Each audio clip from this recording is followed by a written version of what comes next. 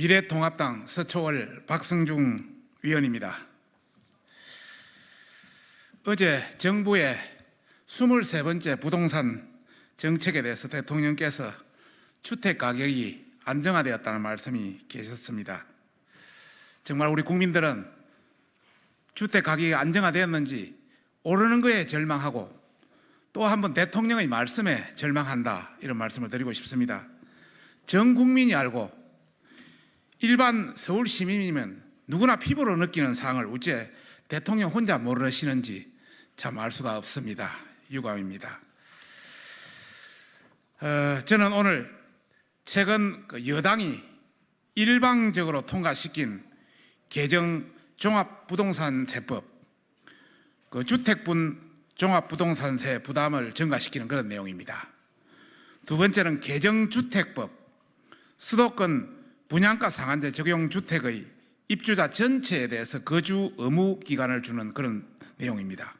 세 번째는 개정 민간 임대주택에 관한 특별법, 공공지원 민간 임대주택 등의 임대 의무 기간 연장에 대한 내용들입니다. 네 번째는 개정 부동산 거래 신고 등에 관한 법률입니다. 주택 임대차 계약에 대한 신고제 관련입니다. 이에 대한 국회 청원과 관련해서 말씀을 드리고자 합니다.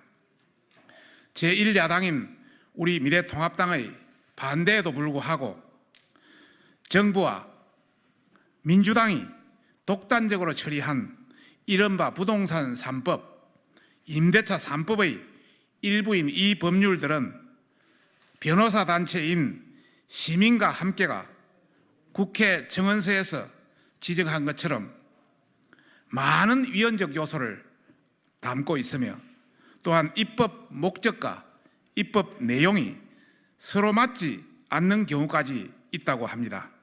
저는 국회 청원 소개위원으로서 이 국회 청원에 동참할 계획입니다. 청원과 관련한 상세한 내용은 변호사 단체인 시민과 함께 상임 대표인 홍세욱 변호사께서 말씀드리겠습니다. 네, 안녕하세요. 시민과 함께 상임대표 홍세욱 변호사입니다.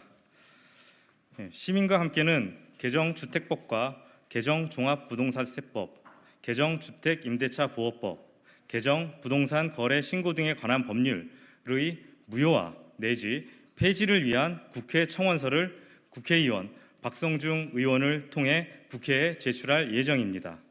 아울러 매매계약 파기, 전세가 급등과 같은 부동산 종합대책으로 인한 피해 사례를 모아서 피해 사례 보고대회를 개최하기 위해 제보를 받습니다. 제보는 구글 설문과 이메일을 통해 받을 예정입니다.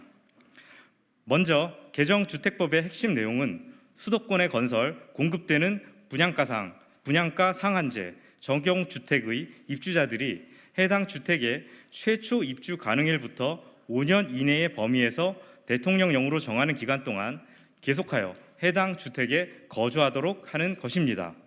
특히 벌칙으로 징역 또는 벌금이 명시된 점은 이사를 가면 전과자를 만들겠다라는 엄포를 놓는 것입니다.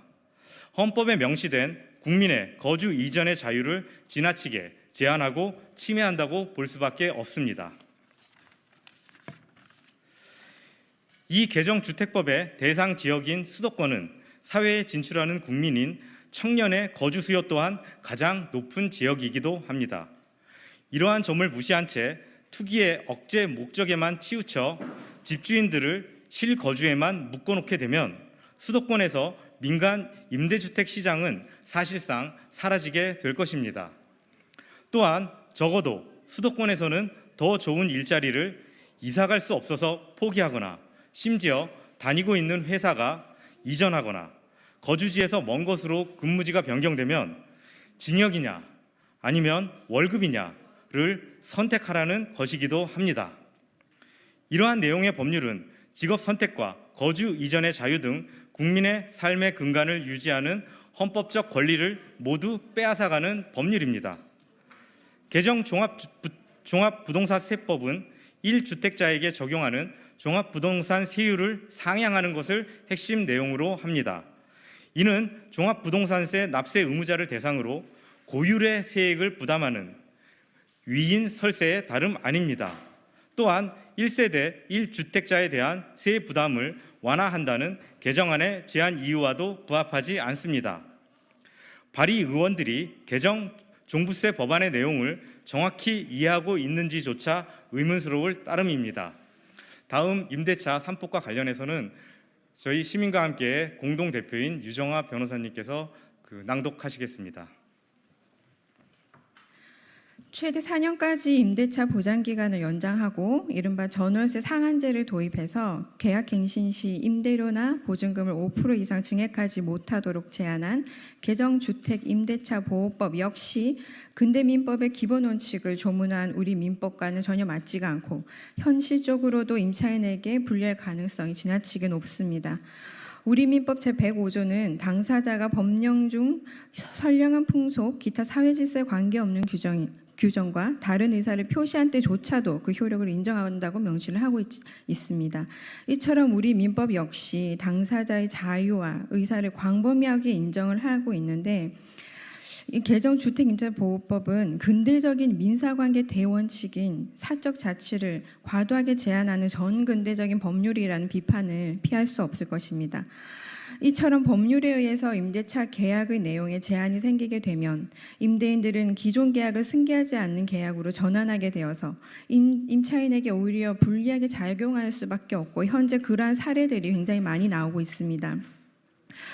이미 7월 임시국회가 끝나기도 전인 7월 연립 다세대 주택 전세 수급 동향 지수가 100을 넘긴 것으로 확인됩니다. 한마디로 전세 매물이 부족해진 것으로 평가를 할 수 있겠습니다.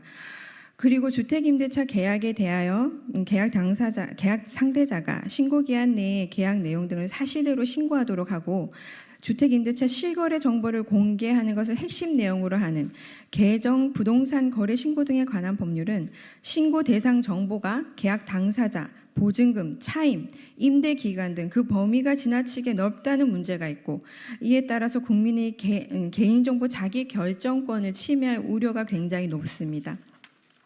헌법재판소는 개인정보 자기결정권을 헌법상의 사생활의 비밀과 자유, 인간의 존엄과 가치 및 행복 추구권에 근거를 둔 일반적 인격권을 이념적 기초로 하는 독자적인 기본권으로 인정을 하고 있습니다. 따라서 국가가 부동산 시장 안정이라는 추상적인 목적을 달성하기 위해 국민의 재산 관련한 정보를 이렇게 수집을 하려고 하는 것은 개정 부동산 거래 신고 등에 관한 법률의 위헌 소지마저 있다고 평가를 할 수밖에 없겠습니다. 변호사 단체인 시민과 함께는 오늘 국회 청원을 시작으로 필요하다면 헌법소원 등과 같은 사법 절차를 통해서라도 국민의 재산권을 침해하고 헌법에 위반되는 입법 활동을 지속적으로 견제해 나갈 것입니다. 이상입니다.